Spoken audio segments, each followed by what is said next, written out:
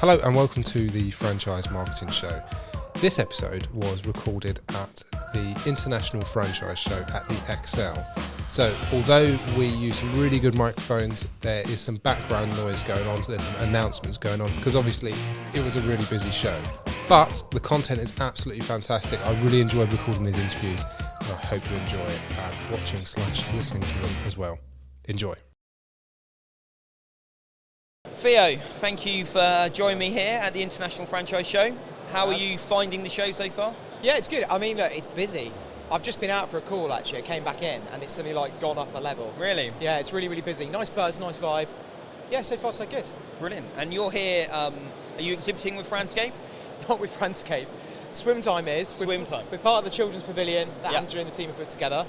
But yeah, contemplating it for next year, I think, to be honest. Yeah. Brilliant. Yeah, Good. It's interesting. How are you finding the world of franchising at the moment? What's 2024 been like? For me personally, pretty epic. So yeah, the start of the year, it was a bit of a weird one. In January felt a bit weird. It was the kind of the post-Christmas blues. Yeah. But yeah, since then, for us personally, it's gone absolutely nuts. So March for us, we signed with Franscape 6 brands up in March, which is just crazy. And got our first international client signed as well. So for us, it's been mega. Yeah, really, really mega. It's a bit mad, actually, trying to kind of keep up on top of it all. And all the clients are in the franchise sector? Yeah, all in the franchise sector. We're actually talking to our first that's currently not, but looking to come in, a very, very big business that's looking in the US, they're looking to franchise. But yeah, all current franchise alls at the moment. Just as you were talking then, because I know when we first met, it was very much... I think it's fair to say you kind of disrupted the world of franchising slightly with your kind of technical background and the way you looked at things when you obviously brought Swim Time. Yeah. How do you think the technical advances within franchising have been over the last 5 years, let's say? Do you think franchising is starting to catch up a bit? Or Definitely. It's a really good question. So I felt like when we first started this journey, everyone looked at us like we were aliens. It's definitely moved on. I still feel it's a bit behind. I think I've spoken about this. One of my biggest concerns is, particularly around AI, a lot of people are talking about AI, which is the right thing to do.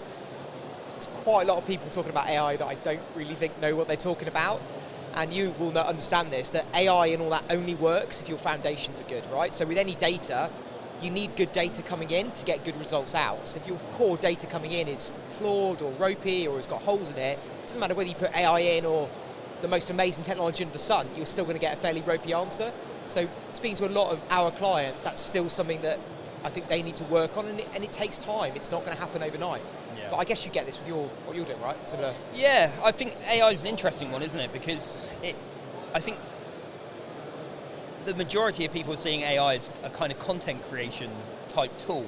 Yeah. When the reality is that's kind of what's made it mainstream with ChatGPT and people using it for content creation. But the reality is in 5 years' time, that will be a tiny part of how AI is working within businesses. And I think that's the bit at the moment. I don't suppose anyone's quite got an answer for where that's going to go and how it's going to work and what it's going to do. Yeah, I mean, Elon Musk, he's always gets credited, doesn't he? But yeah, he wrote an article, I think, this week saying he thinks it's going to outsmart the human brain, within the next 18 months. I don't think he's wrong. I think that's absolutely plausible. And interestingly, they reckon the crisis coming down the road is actually going to be energy, because the amount of chips that are going to be required to do this, and there's going to be such a rapid scale up. And then when you add up things like electrification of cars and transport, his view is that actually getting enough physical power in a lot of communities is going to be the big issue that's going to hamper stuff. So it's interesting. It feels like a lot of change going on, doesn't it? It does feel like a lot of change. But I wouldn't say I'm a skeptic on AI. You point about content, right?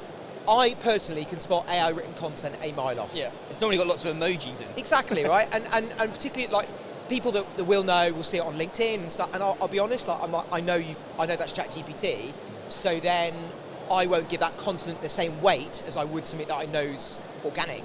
Yeah. And I think one of the mistake, if we've learned anything from Brexit and Boris Johnson, which isn't very much, is I would say the general public and people are much more intelligent than I think they're given credit for. And I think most people probably can tell. And I think that would be a message to people using these kind of tools. It's pretty obvious if you just shoved it into ChatGPT and this kind of really standardised formats come out. To me anyway, I think it's really obvious. Yeah, no, I agree. And I think it's I think it's making content. It's going to change content essentially, isn't it? The written form of content is going to. Everyone's going to be looking out for it. I think doing video content and all the other ways that you can communicate are going to be so much more important over the next few years. Yeah. What do you think? You obviously speak to lots of franchisors about technology, about how to implement technology into their networks. What do you think is the biggest barrier for franchisors for not? Because I think I still see a lot of franchisors probably not embracing technology enough into the business. What's the biggest barrier? I think it's confidence and mindset. So people fall into a couple of camps. So it's rare to find somebody who loves tech, and that just is what it is. I think in our sector that perhaps that's less common. But for those that don't love tech, you've got kind of two versions. Somebody who kind of generally just doesn't want anything to know with it because it terrifies them, and then people who are like understand the potential but are honest that they don't really get it. That latter camp are phenomenal to deal with because actually they tend to be really open, and actually for me working with people, I love clients who are honest. Like if you come to us and you're just honest about your fears, your reservations, things you're worried about, we can work around that. So the challenges I find is when people kind of think, oh yeah, I know what I'm doing, and you've probably got this with your own line of work, you fairly quickly realise that maybe there's a gap between a perceived competence and actual competence, and that's hard, because nobody wants to be the individual that's turned around and say, hey, you don't know what you're doing, and it's obviously very difficult to communicate that in a constructive way because the message you're giving ultimately isn't great. But I think what is changing is people are realising that it has to happen. And I think one thing the cost of living crisis has done, and the challenges the economy has done, is made people realise that actually you can no longer just kind of vibe your way through it, that you're going to have to make some kind of positive change. And I think now that has happened, that's where we're seeing a lot more interest in what we do, because now we're getting more evidence-based that, hey, if you do this, it does work. And that's coming through a lot now. I saw you speak last year at the technology seminar, I think, about how you used data that you've kind of gained from Franscape and how you've used that to look into kind of consumer behaviour and things like that. Yeah. Have you noticed anything else so far in 2024? Because you must really see patterns around, I suppose, economic situations and... Yeah, we do a lot of work on it, I'll be honest. I spent most of last year being really confused because the patterns that we'd seen previously across a number of years just inverted and not necessarily in a rational way. What I believe is the case now is I'm seeing kind of a two-tier economy. So what we're seeing is there are brands who are able to make the market work in the current conditions. So whereas I used to have a view last year that the market's in a difficult place, that's kind of it, just kind of batten down the hatches and get through it. Now I feel there is evidence that some brands are making it work, which says to me it's not necessarily the macro conditions, it's a case of understanding consumers' changing needs and behaviours. So that's one thing, is kind of a beacon of hope. So I've got some brands, and even within the brand you'll have some franchisees who are smashing it and some franchisees who aren't, and you would think, oh, the franchisees who are smashing it are in, for example, an affluent area. It's not always the case, which is really interesting. So we've got some brands where the franchisee is perhaps in an area that you wouldn't necessarily associate with as much wealth or as much kind of like economic activity, actually doing really, really well. So I think for me, it's coming down to those raw fundamentals that you and I talked about so many times after a beer, of basically running a really good business, being really good at communication, really consistent, getting the detail right, and just delivering on that customer experience. That appears to be, I think, what it's about. There's no other secret sauce. But at the end of the day, if you're a customer and you've got a number of brands to choose from, and you've got one brand where they respond to your email, within a day, and they respond to a phone call. You've got another brand they can't get hold of anybody, or you can't understand the product or service because the website's a bit confusing. Which one are you going to choose? Yeah. I don't think it's that difficult to understand the answer to that. And it's interesting, isn't it? Because franchising highlights that more than anything else, doesn't it? Like where the difference is how local businesses can operate differently. Yeah. You spent a lot of time travelling internationally. Yeah. How many countries have you been to this year? Oh God, 5 or 6 maybe. Yeah. What do you notice in other countries from a franchising point of view, which you think maybe here in the UK we're yet to adopt, or what's the main differences you see in international franchising? Yeah, great question, Ad. I didn't pre-prep this. I didn't know. I'm actually sat thinking, what's the next question? That is actually genuinely really good. So, yeah, US. So we all know the US is a darling of franchising. couple of things really surprised me, but surprised me in a way like, why didn't I know that? Surprised me, but to actually see it. So, number one, they are so entrepreneurial as a culture, and the way they embrace commercial risk, and the way they embrace just get in and do it. The American dream. The American dream, yeah, and just seeing that and touching it and feeling it and smelling it, and just when you go to kind of this show in America, there's like, it's almost tangible, this kind of energy of optimism and yeah, we're going to do it. And I think it's if you combine what we've got in the UK, because I know we've talked about this a lot and with colleagues last night, there is a beautiful energy at Franchise in the UK. I know I'm not particularly like, woo kind of guy, but it's really nice. Everyone looks after each other. We've really got a great community. Feels like people are there for each other. You combine that genuineness and that kind of soul and culture with a bit of that American go-getness. Oh my God, we would smash it. We would absolutely smash it. And it's a little bit frustrating because it feels like it's just lacking that confidence. That just like, yeah, I should invest in that new bit of kit, or I should, do that exciting marketing campaign. Is that a cultural thing, do you think? I think so. Is it just in the UK we're a bit more reserved, where we don't maybe shout about our successes and what we do as much? It's a weird one, isn't it? I don't know. And look, there's lots of the there's lots of the parts of the American culture I don't want to inherit, if I'm honest. And what I've just described has positives and negatives. So it's really positive for business. It has some other negatives culturally that, I think those who want to read up on it or been there will probably know what I'm talking about. So look, it's down to what fits. I don't know. It just feels to me that it's actually really close, and that's what's frustrating. Because I think, if you go to certain countries, I don't know, you go to a developing country that's maybe, recently come out of a communist regime as an example. There's parts of Asia and all that. Take Vietnam, for example. It's a lovely country, but, it's a communist, politics over there. You can understand why doing business out there would have its challenges. That makes sense culturally and all the rest of it. You come here and you're like, right, well, we've got all that history, all that heritage, we've got, all the legal system, all the banking system. It's all there. Like, we've got things most nations don't have. And it's just like, come on, just give it that bit extra. I often think that we worked with a lot of US brands, and like when you talk to them about how they sell franchises, they sell franchises. They are much more.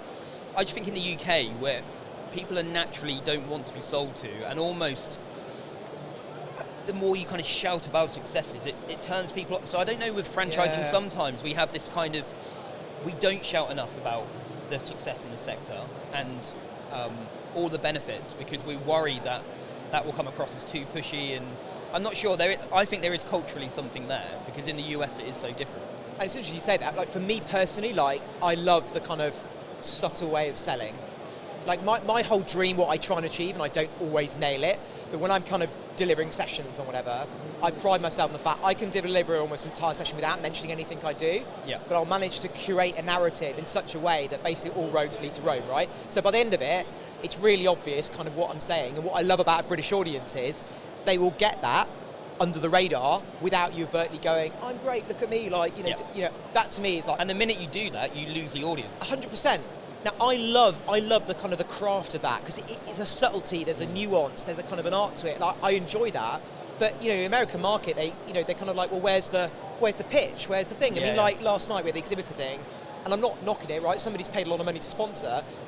Somebody comes on stage and says, hi, I'm so-and-so from so-and-so, and, you should come and see us because we're great. And I guess you would have reacted the same way. I'm just like, don't want to hear it. I think it's just cultural, isn't it? Yeah, I think it is. And I think that is how we overcome that in the UK to really get the success of franchising out there. There's plenty of entrepreneurial people out there who are not looking at franchising. That's the conundrum, isn't it? Well, what we're trying to do with Swim Time now is trying to sort of, and it's a really subtle journey, but actually be more positive with our narrative around some of the commercials. So we've always traditionally focused it on kind of like what that business does, because I mean the end product, you cannot get a more purpose-driven business than stopping kids drowning. It's like Purpose 101. But what we're trying to do now is just focus a little bit more on the commercials and be like, hey, we tick that box, which is phenomenal, but actually, I mean, look, we've got guys doing £1 million turnover, making 30% net profit, right? So, and that's our top tier people. I'm not saying that's across the board, but you're talking about buying a business for 25 grand, right? And you have the potential to be turning over £1 million, making a couple hundred grand profit a year. If that isn't an advertisement for franchising, I don't know what is. Yeah. I mean, that's phenomenal. If you said that to any entrepreneur and you said that's your ROI, I mean, it's crazy, in right? the US, do they lead with that kind of messaging more? Massively. And it's very kind of like fiscally driven. It's like, this is your ROI, like this is your return, like this is what you expect to make. And bizarrely, they're regulated and we're not. Yeah, I was about to say that's that. the thing that's so crazy, right? Yeah. So they've got all these disclosure document stuff and all that other thing, and obviously we're not here. There is a reluctance for franchise brands to shout about the numbers. Yeah, and I think that comes back to maybe what we were just saying. So, like I say that with a swimtime perspective, we've not traditionally done it because I don't know what the word is, but like I've been hyper conscious of not mis-selling. Because I just, for me, like ethics and integrity are really important. So I've always said, look, you do your own due diligence, do your own homework. Like I'll steer you in the right direction, but you've got to do the walking. But maybe that's where we're maybe too conservative. Yeah. And I think the franchise sector in the UK is incredibly ethical in general. And yeah, you're right. Probably, possibly too much when it comes to messaging around that. It's an interesting one, isn't it? Anything else that you kind of notice internationally which you think could be adopted in the UK? Well, the interesting one really is on the regulation, isn't it? You know, because Australia's another country we've been talking to, and that's heavily regulated. Yep. Honestly, it doesn't bother me, regulation. I know, I spoke to some peers and colleagues who kind of doesn't sit well on a cost. Honestly, bring it. I've got nothing to hide. Like, obviously we don't want to be drowning in bureaucracy, but in terms of like, should we have a standardised disclosure process? Honestly, yeah, I think that's okay. And I actually think having those standards really locked in, I don't have an issue with that. Saying that, do you think it will ever happen in the UK? I'll tell you when it will happen. It feels like it can only happen if something goes really wrong. I was just about to say that. Yeah, when there's a big scandal, it'll happen. Yeah.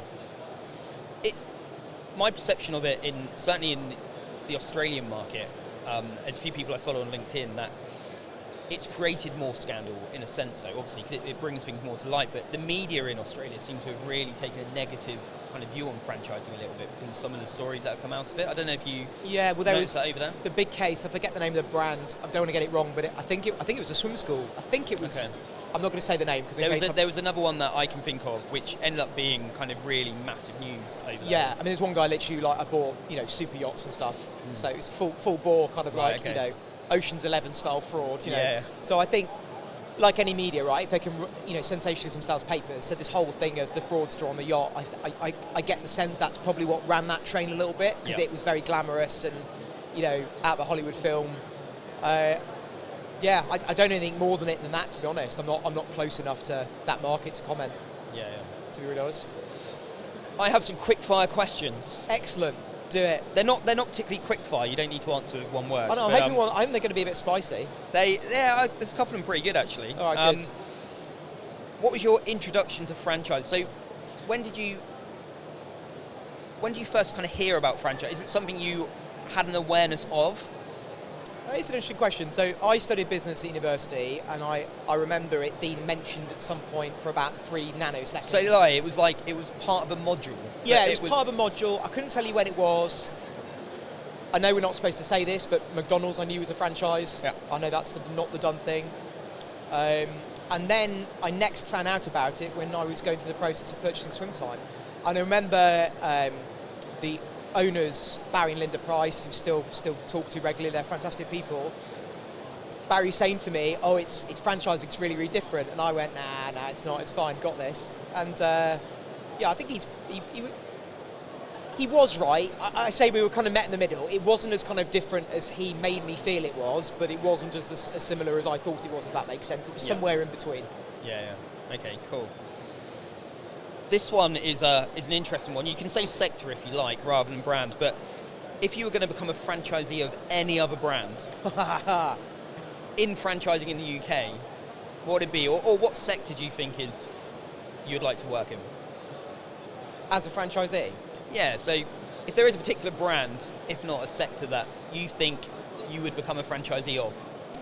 So I'm going to have 2 answers on 2 different bases. So if I was going to do it for straight making the bucks, it's difficult to overlook some of the top fast food just of the well documented returns. You know, there's a number of high profile brands where you can expect 7-figure returns, and that's hard to ignore.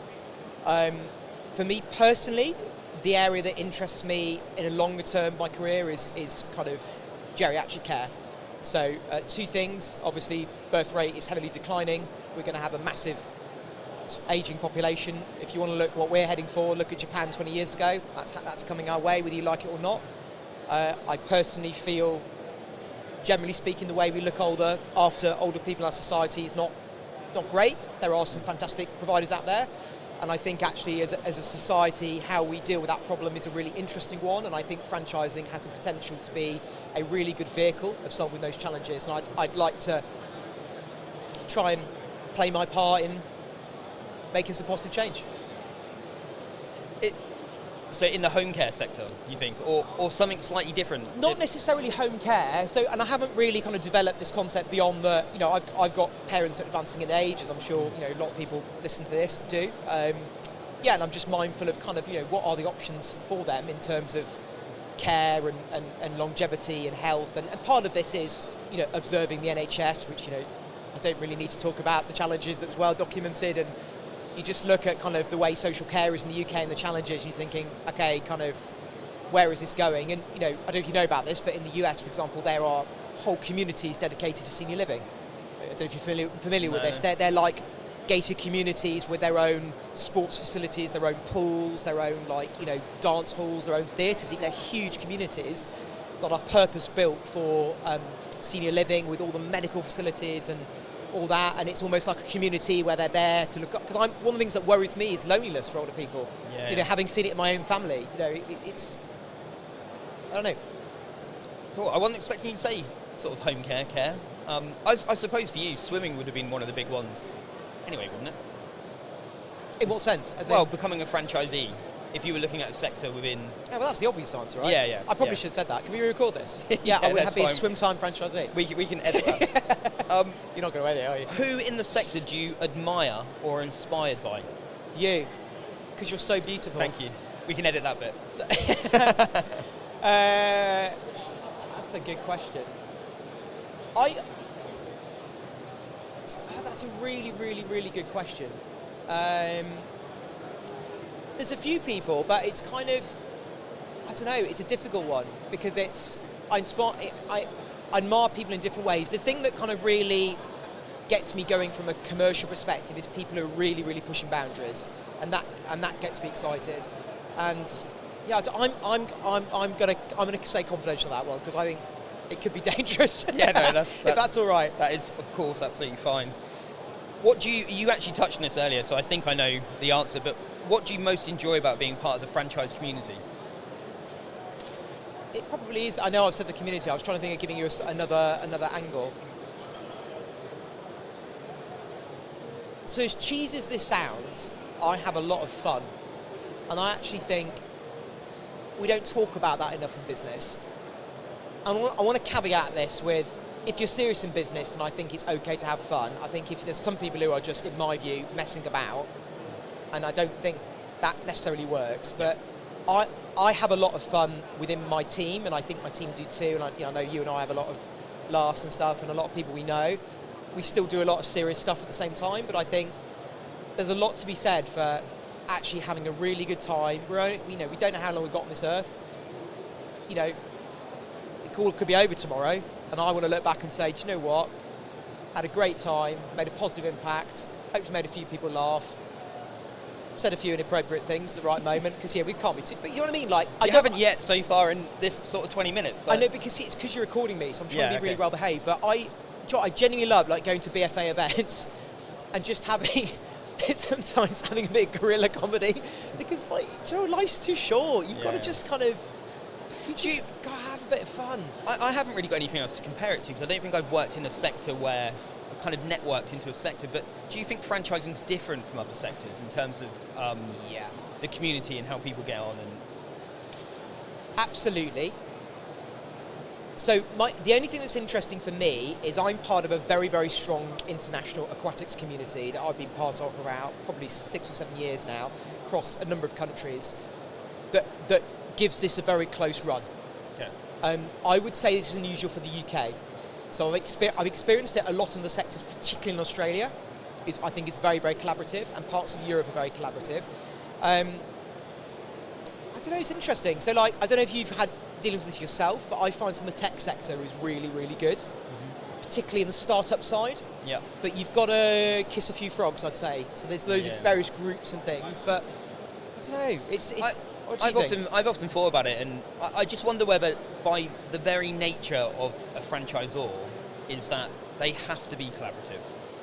That's. Were we talking about this last night? Or Did we? Somebody literally said this last night. I was right. like, was it you? No, I don't think it was. Do we add to us a drink? Yeah, it might be me. Yeah. No, somebody said this exact thing. It could have been, because this is what I often wonder about the sector and how collaborative it is. But then I just think that naturally franchisors, their day-to-day role is to be collaborative with franchisees, and I just think that kind of shines through. Yeah. It's interesting though, isn't it? Because in many ways, identifying what's working is as important as identifying what's not. Because if we can understand why something's working, then you can ring fence it and strengthen it.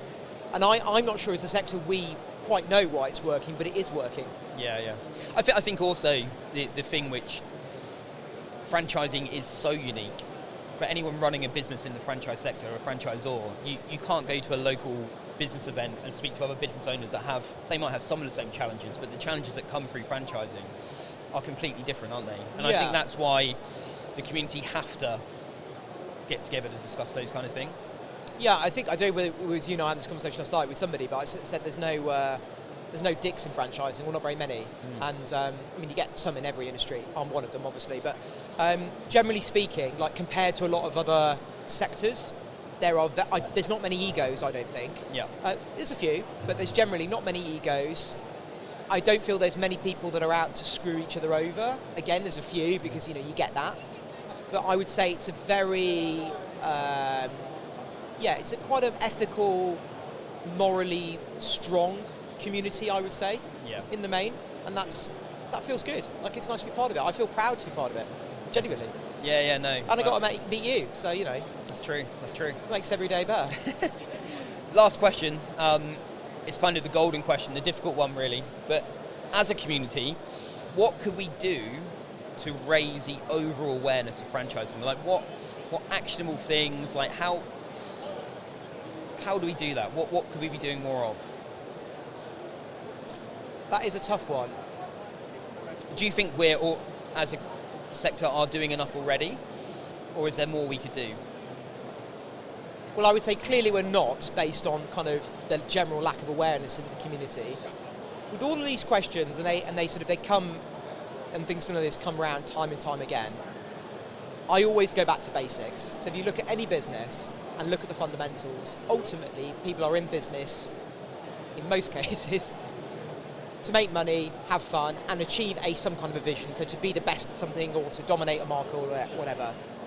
And I think in times of these kind of uncertainty, or when we're not trying to, we're trying to figure out a problem, I go back to that basic. So, are we communicating well enough? And by the tone of my voice, you'll realise the answer is no. Are we communicating well enough the out and out economics of franchising?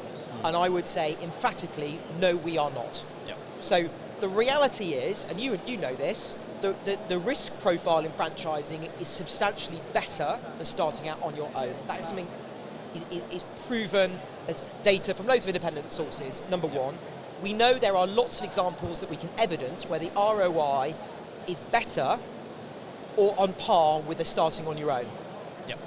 You add those two things together, and that's before you get on the community and all the stuff we talked about. Just take those two things. That means if a rational person is looking at a range of career options and where they want to make money, build their pound the most, they logically should choose franchising. Yep. So the fact they're not considering it means we are failing at communicating that message. I think we need to simplify it. Yeah. And literally just keep it really, really basic. You want to make more money? You should look at franchising. Yeah. Simple as that. And that comes back to the question that you were talking about earlier about which brand was I buy. There are some well-publicised brands where those franchisees make substantial sums of money.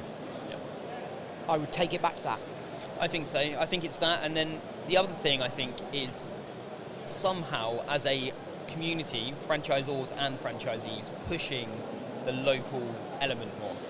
I don't think that comes out enough. Even the big brands in franchising, the message doesn't come across that actually that big gym that you go to and that fast food place you go to are actual local business owners. And I don't know how you do that. I don't know if it's a national campaign where they all have badges and they talk about the fact but that bit doesn't come across enough. And I think if people realise these big brands, actually this is a local business owner, I think that would really help.